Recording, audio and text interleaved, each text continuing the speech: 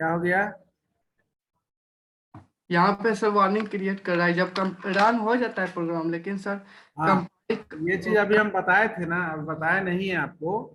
यहाँ पर variable declaration जो है वो क्लास के अंदर नहीं होगा, किसी फंक्शन के अंदर आप वेरिएबल डिक्लेयर करेंगे। f इक्वल टू 1 को यहाँ से f करो, f इक्वल टू 1 हटाओ, सही हो जाएगा। f को यूज कहाँ कर रहे हो तुम? लॉजिक फंक्शन में ना। यस सर, यहाँ हाँ, तो यहाँ यहाँ पर, हाँ, जिस फंक्शन में यूज कर रहे हैं ना, यहाँ नहीं, इसके बाहर फॉर लूप के बाहर f इक्वल टू 1 इनिशियलाइज कर दीजिए। वहां पर f को डिक्लेयर कर सकते हैं, नहीं नहीं, f को रहने दीजिए, वहां f को वहां रहने दीजिए, इसको इनिशियलाइज यहाँ कर दीजिए लॉजिक फंक्शन के अंदर, क्योंकि initialization should not take place in the declaration area. तो जहां पर आप, हाँ, semicolon, now it is okay.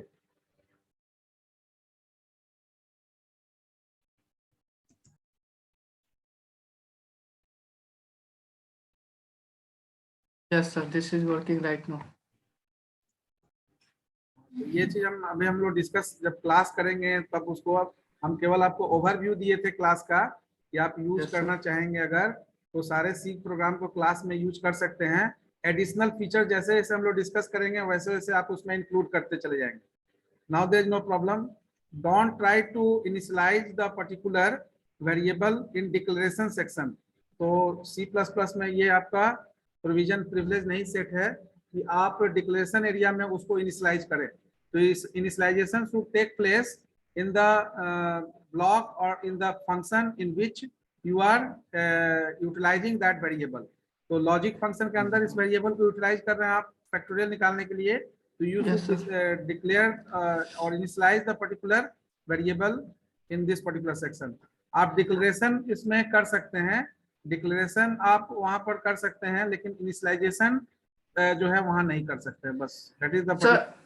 हाँ, हम ये भी तो कर सकते हैं, अगर यहाँ पे डिक्लेरेशन नहीं करेंगे, डायरेक्ट यहाँ पे डिक्लेरेशन कर देंगे। यहाँ पे अगर यदि इंट लिख दिए और यहाँ से ऐप को हटा दिए, हाँ, ठीक है। तो अब ये तो हो दोनों में सकता है ना। डिफरेंस आप खुद समझ लीजिए।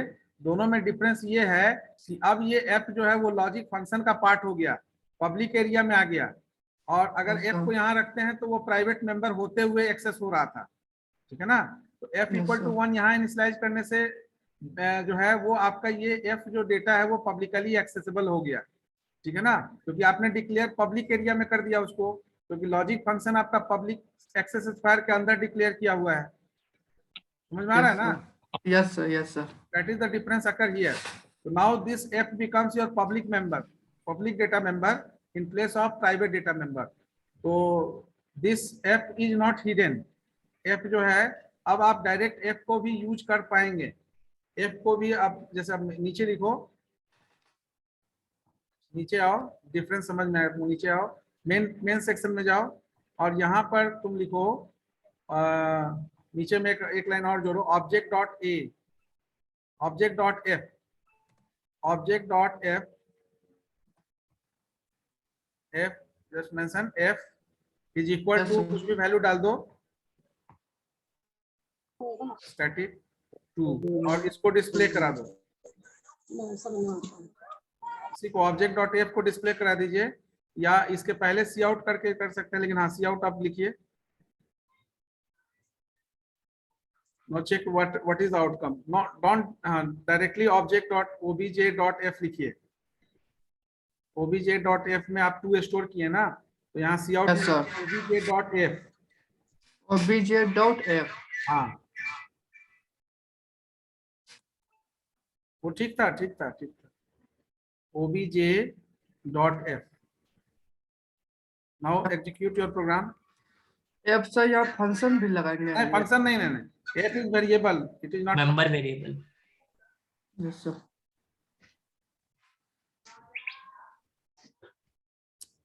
यहाँ पे एरर जनरेट किया सर। जब ये सर सी आउट ऑब्जेक्ट डॉट एफ, वो एरर दूसरा चीज है, वो अभी वहां तक गया कहाँ? अब ये एरर क्यों है? ऊपर आइए, सेक्शन ऊपर जाइए, बता रहे क्यों एरर है। यहाँ एरर आप एक लॉजिक, ये प्रिंट के लिए एक और फंक्शन लिए है क्या डिस्क? वो तो कॉल किया है सर सर यहाँ पे तो हाँ किया हाँ, है ठीक है, कॉल ठीक है, सर तो ये। ऊपर जाइए, ऊपर आप जाइए ना, ये चूंकि आप और ऊपर जाओ, ये एफ जो है, तुम इस एफ को लॉजिक फंक्शन के अंदर डिक्लेयर किए हो, ठीक है ना। तो लॉजिक फंक्शन का ये क्या हो गया, लोकल वेरिएबल हो sir. गया ना। Yes sir.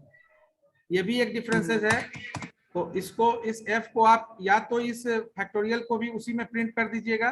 देखिए ये सारा वहां से ही इनिशियल है, तो डेटा मेंबर आप डिक्लेयर कर देंगे तो उसको सब में एक्सेस कर सकते हैं प्राइवेट डेटा को। लेकिन आप किसी पर्टिकुलर फंक्शन का उसको पार्ट बनाएंगे तो उस फंक्शन तक डिलिमिटेड हो जाएगा ना। Yes sir, yes sir. तो अभी किए तो तुम्हारा सॉल्यूशन हो जाएगा। इसको हटाओ, अभी इसको हटाओ, यहाँ से डिक्लेरेशन हटाओ एक से, हाँ नीचे आओ, और declaration करें। इस फंक्शन को अभी कमेंट में डाल दो डिस्क को, और इस सी आउट को इसी में लिखो, तब काम करेगा। इसको अभी कमेंट में डालिए थोड़ा देर के लिए, और ये जो सी आउट लिखे हैं इसको आप डालिए, नहीं हाँ वहां तक, ठीक। और इस सी आउट को कॉपी करके ऊपर पेस्ट कर दो। यहाँ पर ये जो सी आउट फैक्टोरियल आप लिखे हो ना, ये लाइन को कॉपी करके उसी में पेस्ट कर दो लॉजिक फंक्शन में। कॉपी करना था जी, लॉजिक फंक्शन में सर। यहाँ इस, हाँ ये फॉर लूप के बाद अब तुम्हारा रन करेगा। यहाँ पे सर, यहाँ पे इंट लिखेंगे तभी तो। हाँ इंट लिख दो, ठीक है। अच्छा, यहाँ पे डिस्क इसको भी कमेंट में डालो, ये फंक्शन को तुम डिलीमिट कर दिया ना। ये सर, क्या दे रहा है, इस लाइन में एरर। हाँ क्या एरर दे रहा है, देखो पढ़ो तो। Class fact has not member of F. हाँ मेंबर तो है, ऊपर आइए, ऊपर आइए। आप यहाँ से ये चीज आपको समझ में आ गया ना, कि इन बिटवीन क्लास मेंबर बनाने के लिए इसको डेटा को डिक्लेयर करना जरूरी है। ये फंक्शन में आपका यूज हो रहा है। तो अब इस सेक्शन को आप इंट एफ जो आप लिखे हैं ना, इसको वॉइड इन के पहले लिखिए। एफ इक्वल टू 1 रहने दीजिए, इंट को हटाओ यहाँ से, हाँ इसको रहने दो। यहाँ पर मेन के पहले लिखो, इन के पहले, इन ऊपर में इन फंक्शन के इंटर करो और वहां लिखो int F equal to 1। F. हाँ नहीं इक्वल टू 1 नहीं, एफ केवल। या अच्छा वहाँ Now इनिशियलाइज it किया। become public member and now you can access it. Yes sir. लेकिन सर अब ये 2 भी प्रिंट कर दे रहा है, दो प्रिंट असाइन है, किए है। वहाँ न्यू लाइन करो तो समझ में आएगा। इसको बंद करो और यहाँ पर न्यू लाइन कर लीजिए आप। यहाँ पर नहीं, जहाँ पर ये जो है ना, यहाँ पर कर लो। यहाँ सी आउट के पहले एक न्यू लाइन डाल दो, या यहाँ पर कर दो जहाँ पर लॉजिक फंक्शन कॉल के ऊपर ले जाओ। ऊपर में जहाँ पर ये, यहाँ पर न्यू लाइन यूज करिए। डबल कोट जहाँ बंद हुआ वहां पर न्यू लाइन कर लीजिए, चाहे एंडल कर दो लास्ट में, लास्ट में एंडल लिख दो, एंड एंड लाइन। वहां नहीं नहीं नहीं, सेमी कॉलन हटाओ और इस एक इंसर्शन ऑपरेटर डालो वहां, और तब लिखो एंड एल एक साथ, ENDL। हाँ ठीक है, अब ठीक है, अब रन कराइए। Yes sir, this is working. है ना। Yes sir. तो इससे ये आपका प्रोग्राम तो रन कर गया, लेकिन एक चीज यहाँ समझ लीजिए कि आप अगर प्राइवेट डेटा को पब्लिक बनाए तभी ये काम किया आपका। Yes sir. Yes sir, yes sir. हाँ तो इसलिए यहाँ पर एक डेटा हेडिंग फीचर्स आपका जो है वो कहीं ना कहीं वायलेट होगा। जो है डेटा मिसिंग हो गया, डेटा हेडिंग फीचर जो है मिस कर गया। तो you have to maintain that feature also whenever you are writing a C मतलब class based program. I think that conceptually it is okay. Yes yes sir.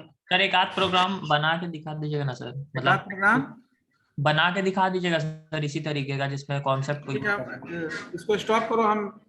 हम आज थोड़ा सा ऑब्जेक्ट मॉडलिंग डिस्कस करने वाले थे, तो आज हम एक आध प्रोग्राम रन करके बताते हैं। इसको स्टॉप करिए।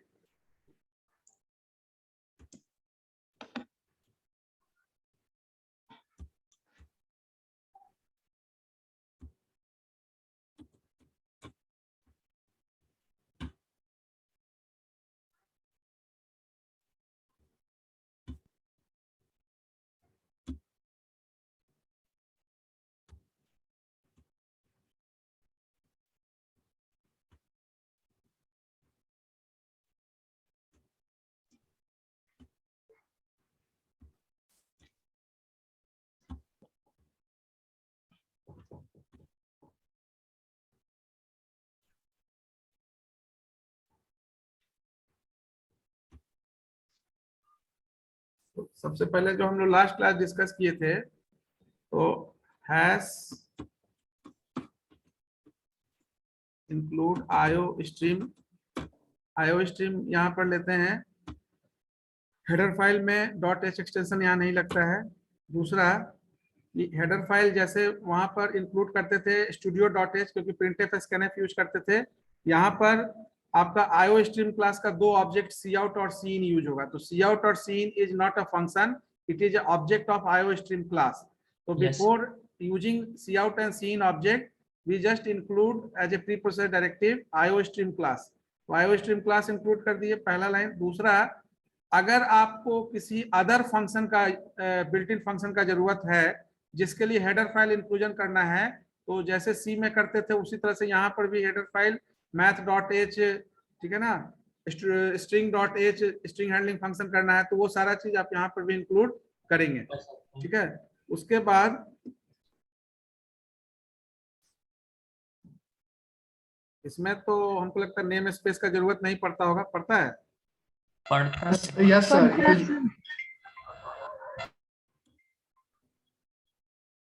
सर भले टर्बो में नहीं पढ़ता होगा सर। हाँ, तो name space std just to allocate sir conio भी तो यूज कर सकते हैं ना सर?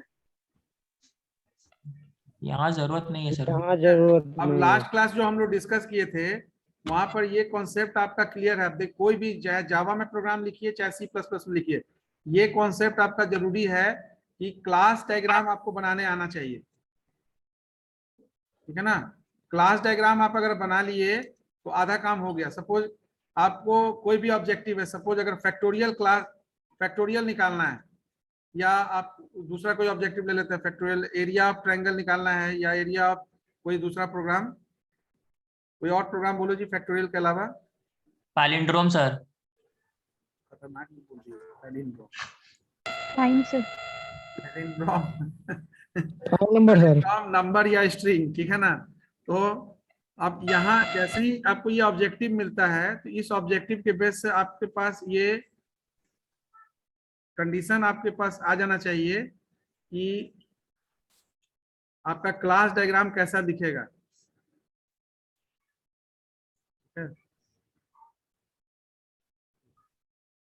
हो जा रहा है।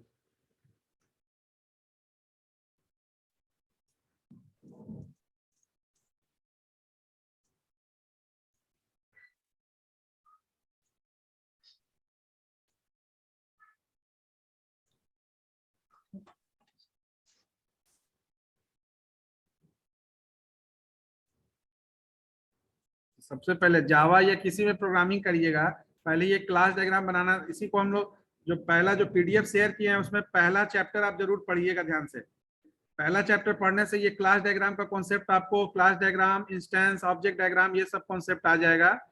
दूसरा चैप्टर में हम लोग डिस्कस किए हैं, उसमें ऑब्जेक्ट ओरिएंटेड प्रोग्रामिंग का फीचर्स, सारा फीचर्स, ठीक है ना, विथ एग्जांपल्स उसमें दिए हैं। ठीक है ना, तो वहां से आपको जो है ऑब्जेक्ट ओरिएंटेड प्रोग्रामिंग का कॉन्सेप्ट आएगा, लेकिन पहला चैप्टर उसको कॉन्सेंट्रेट होकर पढ़िएगा, क्लास डायग्राम क्लियर होगा।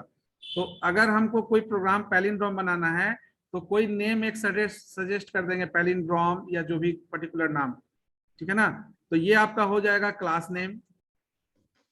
ठीक है, दूसरा, अब पैलिंड्रोम जनरेट करने के लिए या ये जो सेक्शन है, ये जब प्रोग्रामिंग करते हैं तो एज पर रिक्वायरमेंट हम एड अप करते जाते हैं, ठीक है ना। और ये जो सेक्शन है आपका, ये फंक्शन का सेक्शन, ये 3 काम आप कर लेना है तो आपका जो है प्रोग्राम पूरा हो गया। डेटा के बारे में सोच लिए, फंक्शन क्या है जिसके थ्रू आपको यूज करना है, तो फंक्शन लेने में भी कोई लास्ट क्लास पूछ रहे थे, जैसे कुछ स्टूडेंट पूछ रहा था, गौरव पूछ रहा था कि एक ही फंक्शन से काम नहीं चल रहा। एक ही फंक्शन से भी काम हो जाएगा, लेकिन हम लोग मॉड्यूलर, इसलिए मॉड्यूलर डिजाइन करते हैं ताकि आपको डिबग करना आसान हो। ठीक है ना, अभी आप फैक्टोरियल और पैलिंड्रोम बना रहे हैं, कल को प्रोजेक्ट बनाएंगे अगर किसी तरह का, तो वहां पर आप अगर एक ही फंक्शन में सब कुछ लिखेंगे तो it is very tough to debug your program. तो decomposition of function is needed. ठीक है ना, ऐसा कोई मैंडेटरी नहीं है कि हम डिकम्पोजिशन करेंगे, डिकम्पोजिशन ऑफ प्रोसीजर्स। तो decomposition of procedure is needed just to easily debug your program whenever any bug occur in your program. अगर कोई एरर आ रहा है तो उसको डिबग करना आसान हो जाएगा, ठीक है ना। लेकिन अगर आप एक ही फंक्शन में सब कुछ लिखेंगे तो उसके लिए ब्रेक पॉइंट, चेक पॉइंट जो भी आप बनाते हैं, डिबगर यूज करते हैं, लॉजिक एनालाइजर टूल्स, वो टूल्स यूज करने में दिक्कत आएगा। तो इसलिए तो डेटा, तो पैलिंड्रोम नंबर के लिए सबसे पहले तो एक नंबर चाहिए। नंबर के बाद हमको क्या करना होता है, उसको रिवर्स चेक करना होता है। Yes sir. रिवर्स स्टोर करेंगे सर एक वेरिएबल में। रिमाइंडर एक रिवर्स के लिए कोई वेरिएबल लेंगे, क्योंकि पैलिंड्रोम नंबर को रिवर्स करेंगे। अगर रिवर्स और ओरिजिनल नंबर सेम होगा तब वो पैलिंड्रोम है।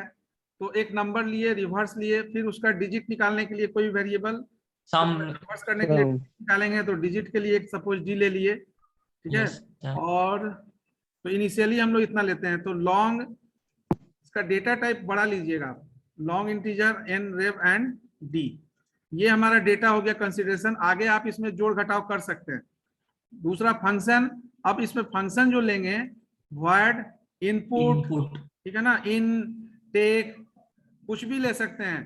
तो वॉइड इन अगर एक फंक्शन लिए तो ये समझ लीजिए कि इन में केवल नंबर इनपुट आपको करना है। जैसे अभी गौरव 3 फंक्शन बनाया था, एक इनपुट के लिए, एक लॉजिक के लिए और दूसरा डिस्प्ले कराने के लिए। तो वो ठीक है, उस तरह का स्ट्रेटजी लेंगे तो आगे जब लॉन्ग प्रोजेक्ट पर काम करेंगे तो आपको ब्रेकअप करना आसान होगा, क्योंकि ब्रेकअप ही करना है आपको, प्रोसीजर का ब्रेकअप करना है ताकि आपका मॉड्यूलर वे में सारा काम हो।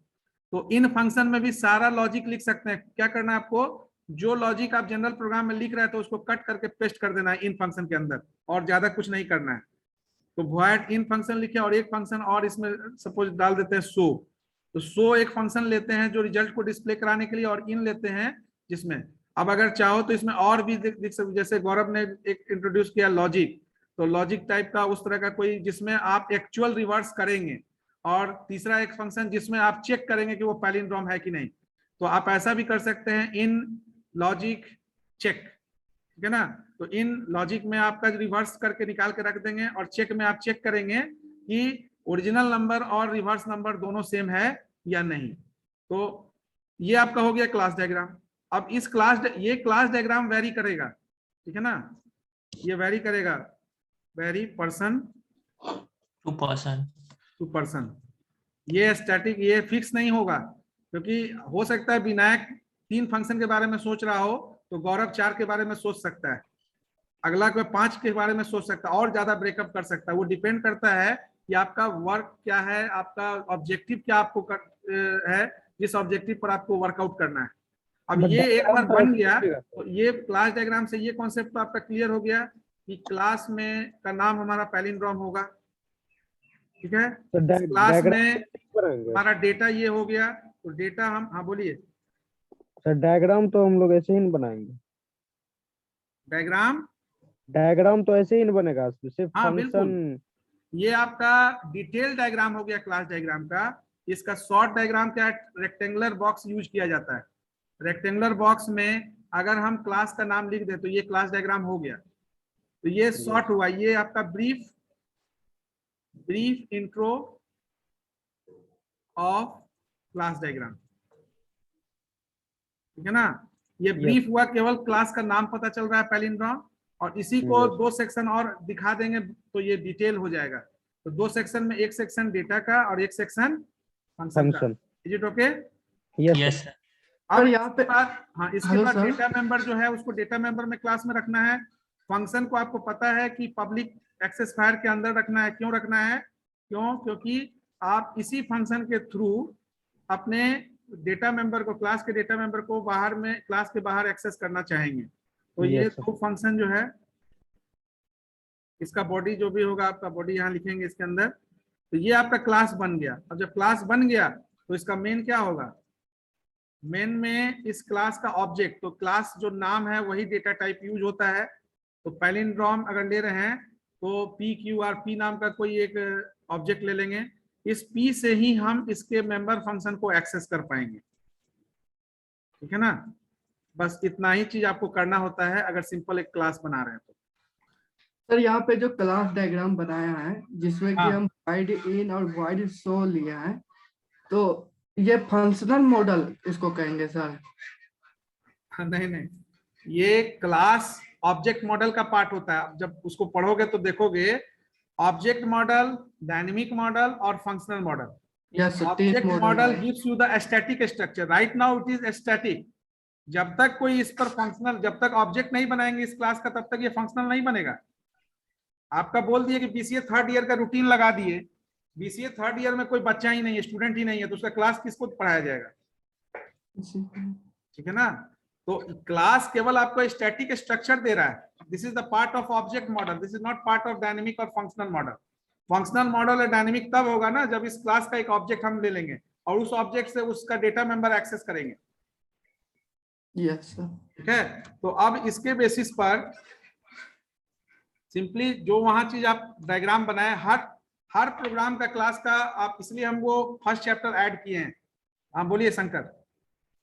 सर अगर जो हम ये सीधे क्लास के जस्ट नीचे पब्लिक लिख दें तो? क्लास के ठीक नीचे public. Yes sir.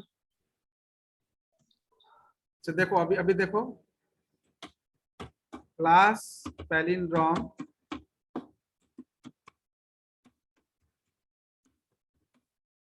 Class palindrome, पहले क्लास बनाएंगे तो क्लास डायग्राम आप हर क्वेश्चन में क्लास डायग्राम जरूर बनाइएगा। ठीक है ना, तो इससे आपको जावा और सी पर दोनों का स्ट्रक्चर समझ में आएगा।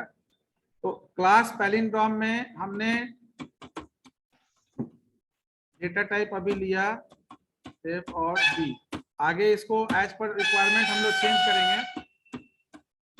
पब्लिक सेक्शन में, ठीक है ना, पहला फंक्शन हम लोग ले रहे हैं वॉइड इन।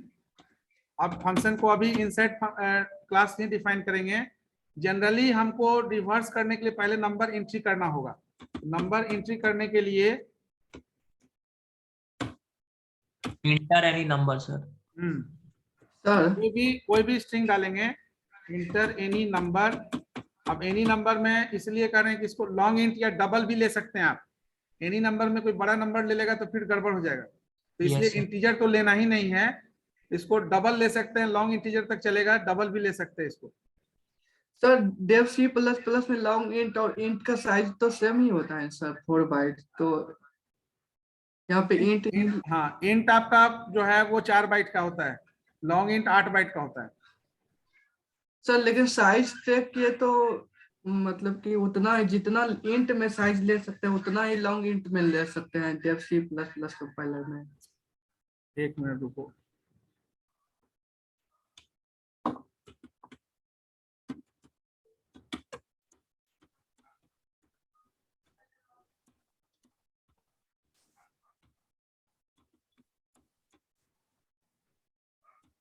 सर यहाँ इंट में ना लेना पड़ेगा।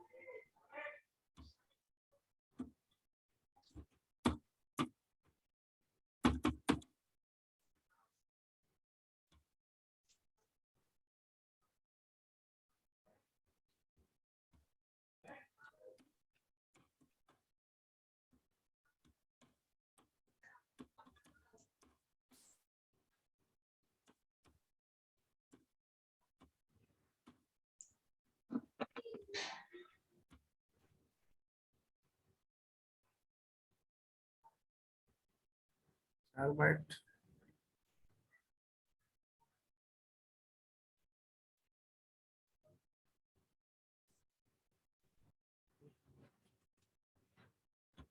सी प्लस प्लस में 4 ही बाइट ले रहे हैं।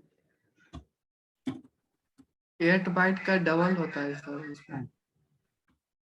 ठीक है, देखिए इंटीजर और लॉन्ग इंटीजर एक ही जैसा ही ट्रीट करता है, ठीक है ना। इंटीजर का भी 4 बाइट और लॉन्ग इंटीजर का भी 4 बाइट, तो इसलिए वहां पर आप डबल लेंगे तो वो 8 बाइट का हो जाएगा। तो 4 बाइट को चेक करके पहले देखते हैं।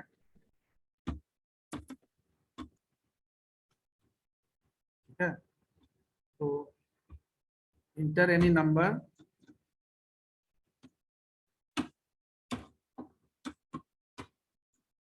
सी इन एन, नंबर लेने के बाद अब यहाँ पर जो आप फंक्शन लिखे हैं void क्या था, शो था ना, या अगर हम हाँ शो लिखिए, अगर हम चेक करना चाहें तो चेक भी लिख देंगे क्योंकि एक ही फंक्शन से दोनों काम हो रहा है। तो शो में अब जो लॉजिक आप रिवर्स करके चेक करने के लिए लगाते थे वो सारा लॉजिक यहाँ लगाएंगे। तो जो नंबर आप लिए उसमें सबसे पहले क्या करते थे, रिवर्स को स्टोर कर देंगे REV में सर। हैं? सबसे पहले तो उस नंबर को REV में स्टोर कर देंगे क्योंकि नंबर चेंज हो जाएगा ना बाद में, इस वजह से सर REV में n को असाइन कर देंगे। यानी कि जब तक नंबर 0 नहीं हो जाता तब तक इस पर वर्क होता है। यस सर, उसे पहले असाइन ना करना पड़ेगा सर, हमको नंबर प्रिंट करना होगा तब ना, तो पैलिंड्रोम करना चेक होगा। कर। ठीक ठीक ठीक, वेरिएबल बढ़ाना भी पड़ेगा। यस सर, एक तो रिवर्स इक्वल टू एन करेंगे सर। रिवर्स को तो हम दूसरा REV में n को स्टोर कर लेंगे। आर एक सेपरेट वेरिएबल लेना पड़ेगा। नंबर को स्टोर कर देते हैं, वो आपका क्लास डायग्राम में भी पढ़ेगा। Yes sir. एक s बराबर 0 ले लेंगे सर, हैं? या रिवर्स बराबर 0 कर लीजिए सर वहां पे, तब ना इसको बात जोड़ना। करेंगे इसी में। ओके रिवर्स बराबर 0, then we check the number n greater than 0। इसके अंदर हम लोग पहले डिजिट निकालेंगे, digit equal to n n%n। n, यहाँ से एक डिजिट निकलेगा और रिवर्स में वो जाके reverse equal to reverse 10 plus d। Plus D, और फिर नया नंबर हमारा n is equal to n divide 10। ये प्रोसेस जब तक चलेगा जब तक n ग्रेटर देन 0 होगा। यस सर, आप बाहर चेक हमारा कर रेव लेंगे। में वैल्यू स्टोर हो जाएगा। अब रेव में वैल्यू स्टोर होने के बाद इसी फंक्शन में हमको काम करना है, तो इस फंक्शन में हम चेक करेंगे if rev rev is equal to r cout। cout, जो लॉजिक है वही लॉजिक है, पैलिंड्रोम। लिख देंगे आर में स्टोर होगा ना, R yes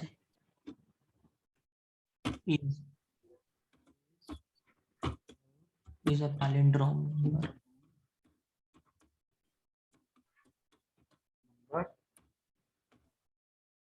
otherwise else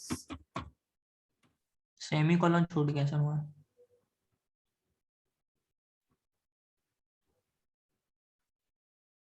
semicolon छूट गया, ठीक है, वो एरर आएगा तो बनेगा,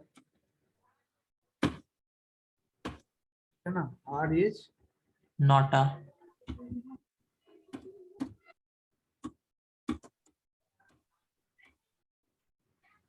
नॉट अ पैलिंड्रोम नंबर। यहाँ पर सेमीकोलन, यानी कि ये शो फंक्शन में हम वही काम किए जो पैलिंड्रोम के लिए चेक करने के लिए करते हैं। इन एक फंक्शन बनाए, अब ये शो नहीं करना है तो इन में ही कंटिन्यू कर जाएंगे वो सारा चीज को, ठीक है। और मेन जो होगा, मेन में ऑब्जेक्ट बनाएंगे सर उस क्लास का। हाँ, मेन में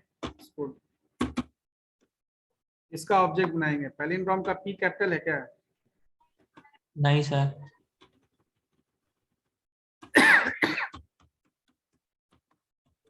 पैलिंड्रोम, अब इसका कोई भी एक ऑब्जेक्ट बना दीजिए, तो कैपिटल पी लेते हैं, कैपिटल स्मॉल जो लेंगे उसी हिसाब से, तो पी डॉट इन को कॉल करेंगे, yes sir, then p dot show dot वो फंक्शन को कॉल करेंगे। इसको हटा दें,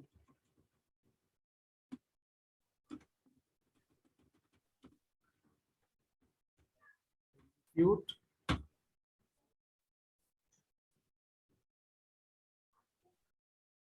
पैलिंड्रोम नंबर 7896,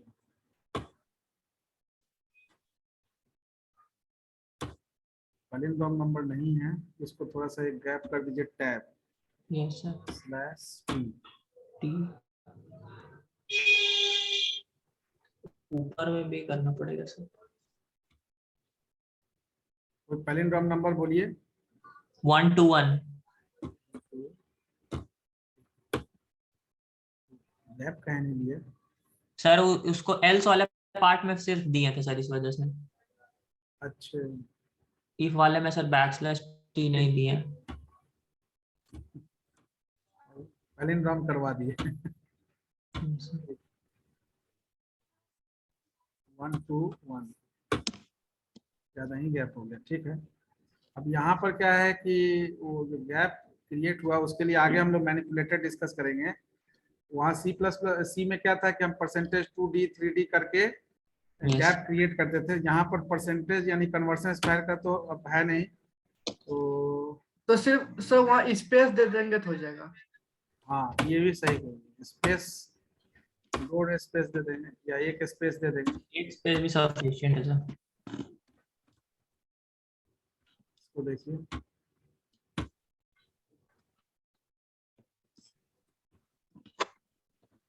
ठीक, स्पेस से हो जाएगा। टैब से 3, और नहीं तो टैब का सेटिंग चेंज करना पड़ेगा। टैब का जो है 3 कैरेक्टर का उसको कम करके 1 कैरेक्टर या 2 कैरेक्टर करना पड़ेगा। तो आई थिंक दैट कि वे ऑफ राइटिंग प्रोग्राम समझ में सबको आ गया होगा। Yes sir. Yes sir. अब इसी में देखिए, इसी में क्या है कि जो स्कोप रेजोल्यूशन ऑपरेटर का यूज जो होता है, उस स्कोप रेजोल्यूशन ऑपरेटर के लिए हमको इसको outside of the class use करने के लिए यहाँ पर प्रोटोटाइप, जैसे आप सी में करते थे वैसे ही प्रोटोटाइप डिक्लेयर कर देंगे यहाँ तो सर ये क्यों कर रहे हैं सर हम लोग अभी प्रोटोटाइपिंग? अगर आपको क्लास के बाहर इसको डिफाइन करना है, करते हैं ना यस। सी में जैसे यूज करते हैं, तो क्लास के बाहर अगर डिफाइन करना है तो उसका सिंटेक्स हम बताए थे कि फंक्शन का रिटर्न टाइप पहले लिखेंगे, फिर क्लास का नाम लिखेंगे, देन स्कोप एक्सेस ऑपरेटर, ठीक है ना। ये स्कोप एक्सेस ऑपरेटर लिखेंगे और उसके बाद जो फंक्शन है वो फंक्शन लिखेंगे। सिमिलरली यहाँ पर भी void palindrome scope access operator,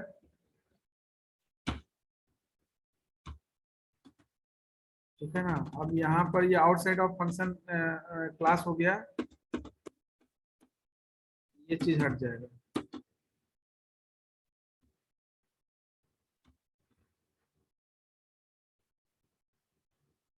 ठीक है ना। 133 is not a palindrome number।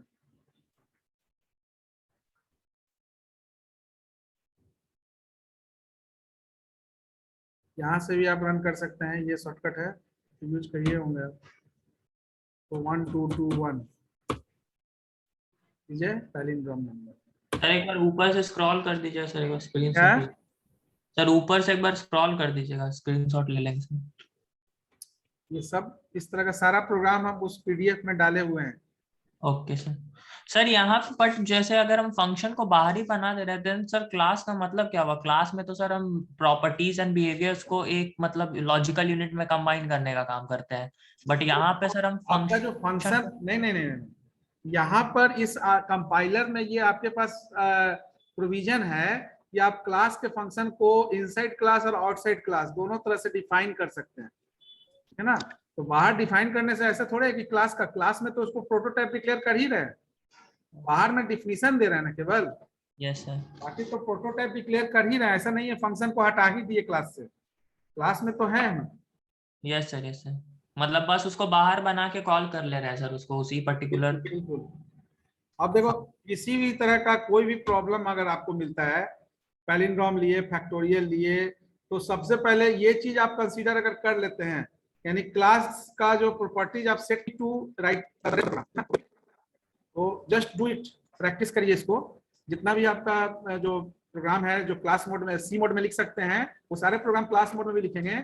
जैसे जैसे फीचर्स हम लोग डिस्कस करेंगे तो फीचर्स के लिए, ठीक है। तो बेसिकली आज हमको डिस्कस करना था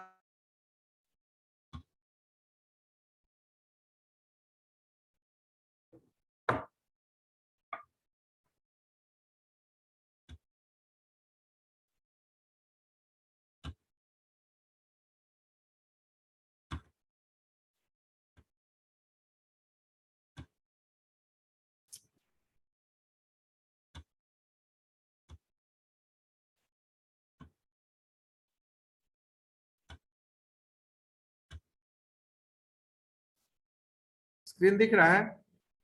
यस सर। Yes, sir.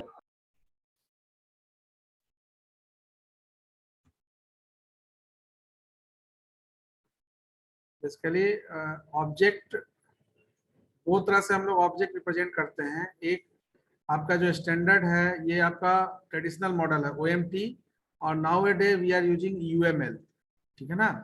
तो OMT के बारे में आपका फर्स्ट चैप्टर जो है OMT के बारे में ही दिया हुआ है, ऑब्जेक्ट मॉडलिंग टेक्निक, ठीक है ना। तो कोई भी ऑब्जेक्ट ओरिएंटेड प्रोग्रामिंग जब आप करते हैं, चाहे C++ हो, जावा हो, C# हो, जो भी, तो आपका जो ऑब्जेक्ट को मॉडल करने का जो टेक्निक है OMT में क्या है कि आपका ऑब्जेक्ट जो तीन कैटेगरी, तीन मॉडल में डिस्क्राइब होता है। पहला हो गया ऑब्जेक्ट मॉडल, फंक्शन मॉडल, दूसरा हो गया डायनेमिक मॉडल, फंक्शन मॉडल, और तीसरा हो गया फंक्शनल मॉडल,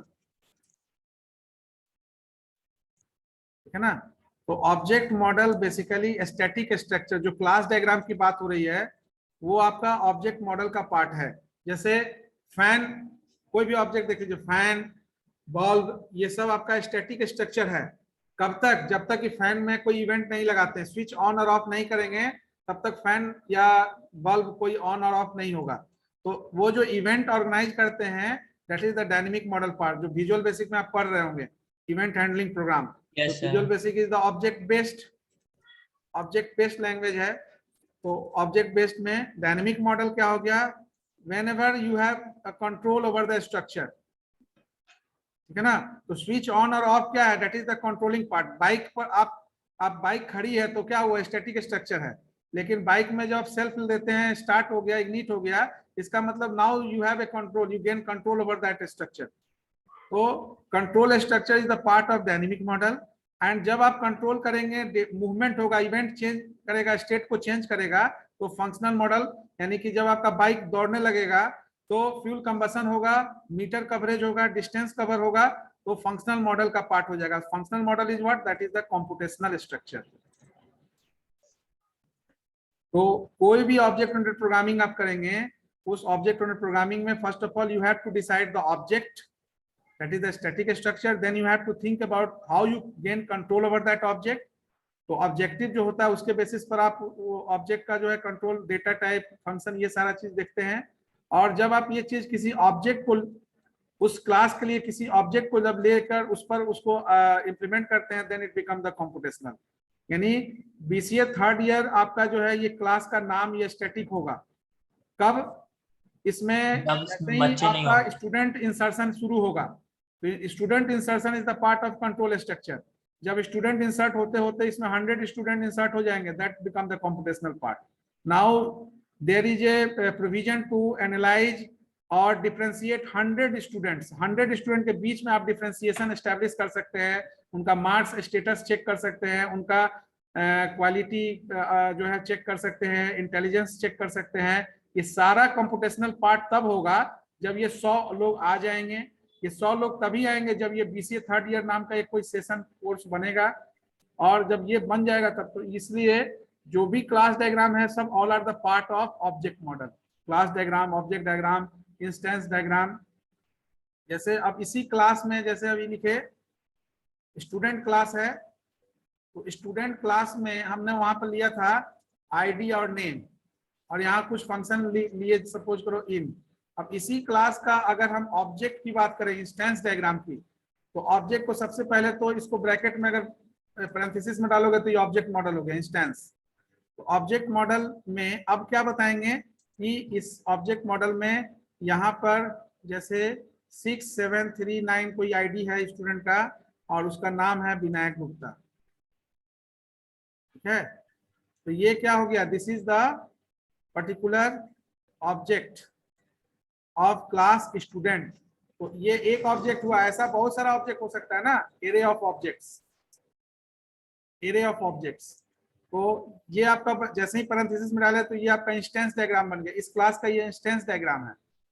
तो instance diagram show the particular value for that class. तो ये 639 ID और name Vinayak Gupta, this is the specific object, or you can say value for this particular class। तो इस क्लास में ऐसे 100 स्टूडेंट होंगे, तो 100 स्टूडेंट का आईडी और नाम हमारा जो है वो उसका इंस्टेंस होगा। किसका? इस क्लास स्टूडेंट का इंस्टेंस होगा।